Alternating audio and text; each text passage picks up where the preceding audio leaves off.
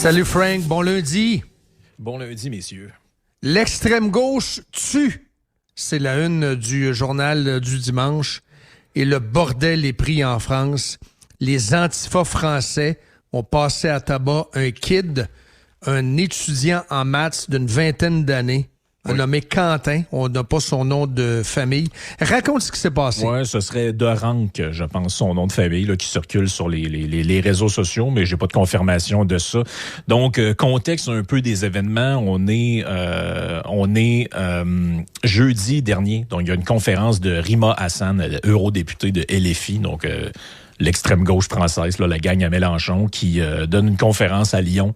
Et comme ça arrive régulièrement dans ce genre de choses-là, il y a une série de manifestants qui s'affrontent à l'extérieur. Au départ, c'est que des trucs verbaux, si on peut dire, mais rapidement, ça dérape jusqu'au cou. On dit que il y a un groupe d'extrême gauche qui est là, qui s'appelle la Jeune Garde. Donc, c'est une espèce de milice antifasciste, si tu veux, qui eux prétendent courir après les fascistes, les gens d'extrême droite, pour les passer à tabac, finalement.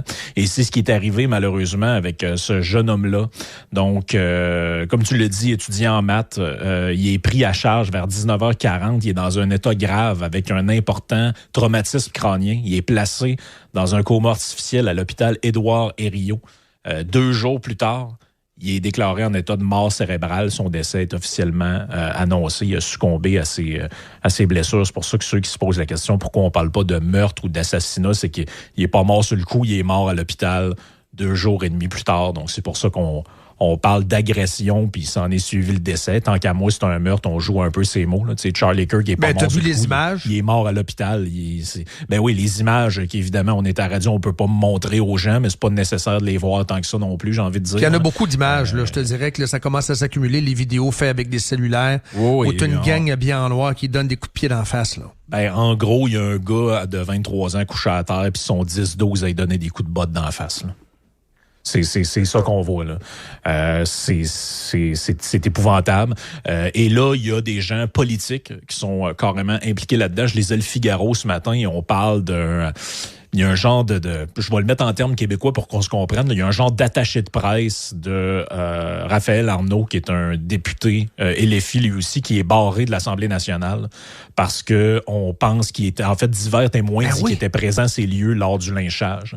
Oui. Donc, c'est là qu'on est, là. Imaginez-vous, c'est comme s'il y avait un staffer de l'ASNAT qui avait pris part à un meurtre il y a une couple de jours, là.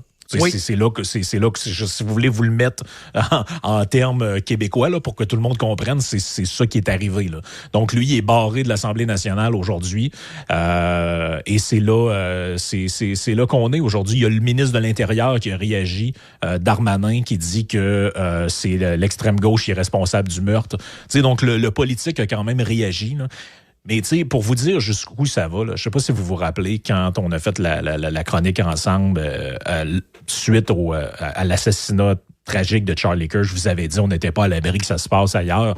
Et la France était dans ma tête un endroit que je ciblais. Et pourquoi je dis qu'il y a un parallèle entre les deux? Pas parce que le gars était connu. Le gars, c'est un inconnu, là. De ce qu'on comprend, pourquoi il était là, c'est que tu as un collectif de nationalisme et féministe. Némésis, là?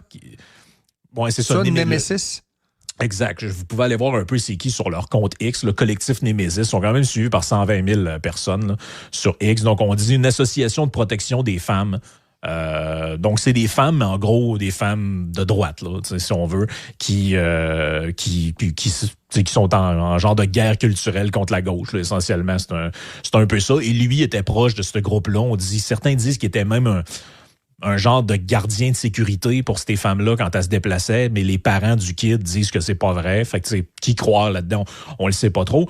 Mais la raison pour laquelle je fais le parallèle avec Kirk, c'est qu'il y a des gens qui réagissent sur les réseaux sociaux un peu à la même manière que ce qu'on avait dénoncé à l'époque. C'est-à-dire que, personne mérite de mourir, mais je vous présente les commentaires d'un monsieur ici qui s'appelle Hugo Mazouz, que j'ai vu passer. Qui est ce monsieur-là? C'est un gars qui se prend en photo avec Jean-Luc Mélenchon.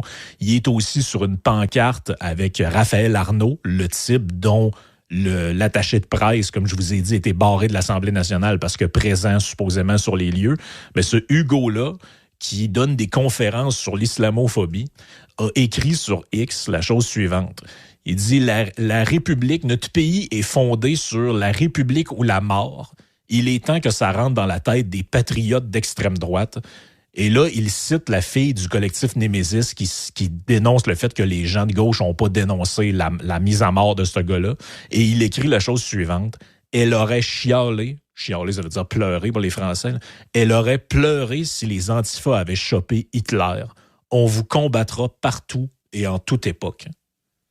Ça veut dire qu'il y a des gens qui justifient le meurtre d'un gars par une trollée de sauvages qui se mettent à 10, 12, 15 sur un gars qui est couché à terre. Là.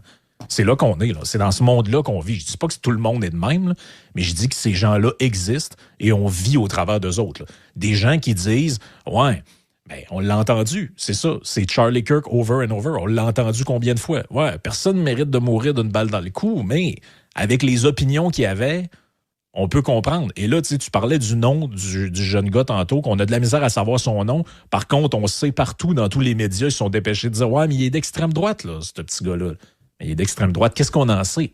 Le gars, il est là, puis il s'est fait... Mais puis peu importe, qu'est-ce que ça peut faire? Peu importe qui vous êtes, mais personne qui mérite dans la vie de se faire tabasser à terre puis d'en mourir. Là. Je veux dire, dans quel monde il y a un compas moral qui est complètement détraqué chez plusieurs personnes.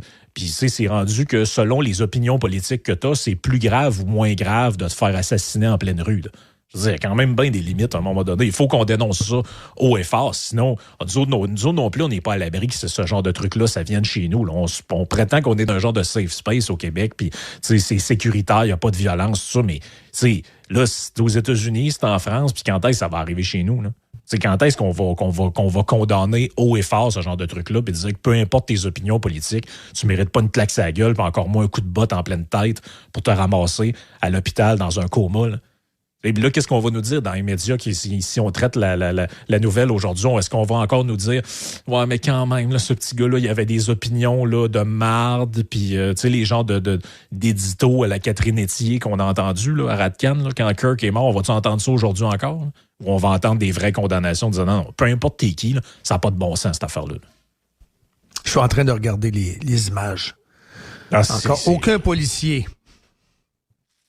Je suis pas en train de dire que ça aurait pris un cordon de policiers, tout ça, mais l'arrivée de Rima Hassan là, pour faire une conférence, là, ça, c'est un événement qui était controversé. Là. Ben oui. Puis on le savait qu'il était pour avoir une contre-manif. Aurait fallu qu'il y ait des policiers sur place pour essayer au moins de contenir. Il faut prévoir qu'il pourrait y avoir de la casse. Où sont les policiers? Mais au-delà de ça, parce que ça, c'est épisodique dans le moment, où sont les policiers? Est-ce qu'on peut revenir en arrière? Est-ce qu'on est capable de revenir à il y a 10, 15 ans, d'avoir des débats civilisés où c'est irrémédiable? Est-ce que la pâte à dents est complètement vidée du tube ou on peut revenir en arrière? Y a-t-il une manière de réparer ça? Ben, moi, je pense que tu n'as pas le choix d'envoyer un message. Il y avait des témoins sur place qui ont été capables d'identifier une partie des gens.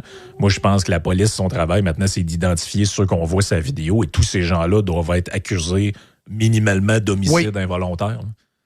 Je comprends que vous vouliez peut-être pas le tuer, je sais pas, là, je connais pas le système de justice français, je sais pas c'est quoi les actes d'accusation là-bas. Il n'y en a pas d'accusation encore, mais ils sont en train de regarder les vidéos, là. Ben, c'est ça, mais normalement, ces gens-là sont supposés d'être en prison, là.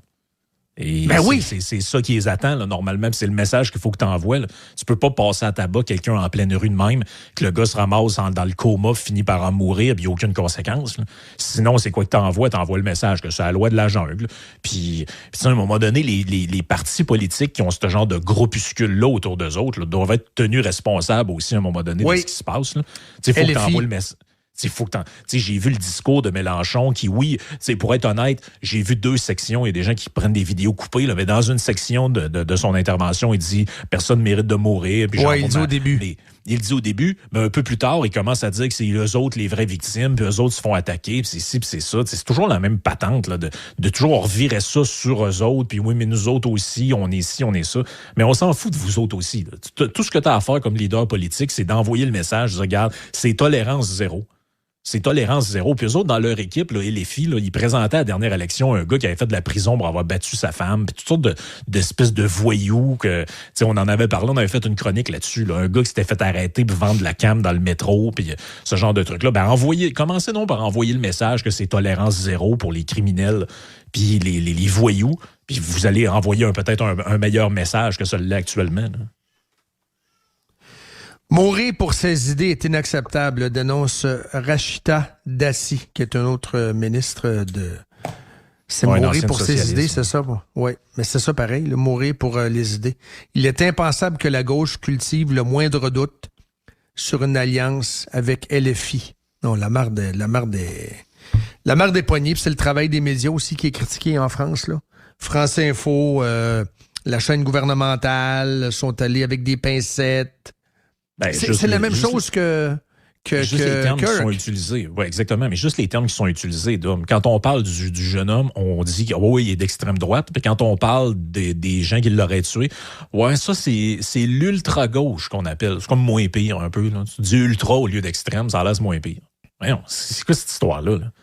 C'est quoi cette histoire-là d'essayer tout le temps de minimiser puis de tourner autour du pot? Puis là, Wikipédia, on finit par modifier la fiche parce qu'au départ, sur Wikipédia, on disait a été attaqué par un groupe inconnu. Hein? Tout le monde savait dès le départ. Là, oui. Là, la fiche a été finalement modifiée. Là.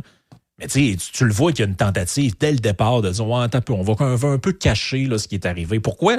Je veux dire, vous nourrissez la bête quand vous faites ça. Vous nourrissez la bête quand vous faites ça. Vous allez nourrir un genre de ressentiment. Puis là, il va y avoir des gens qui vont vouloir probablement se venger de ça. Puis ça peut. Normalement, le rôle des politiques dans ce cas-là, c'est pas d'essayer de minimiser, c'est pas de cacher, c'est de dire, c'est d'envoyer un message d'unité puis de rassembler. C'est pas de mettre de l'eau sur le feu, là, de l'huile sur le feu. Exact. Merci beaucoup, Frank. Très bon. On se voit vendredi. Salut, bye.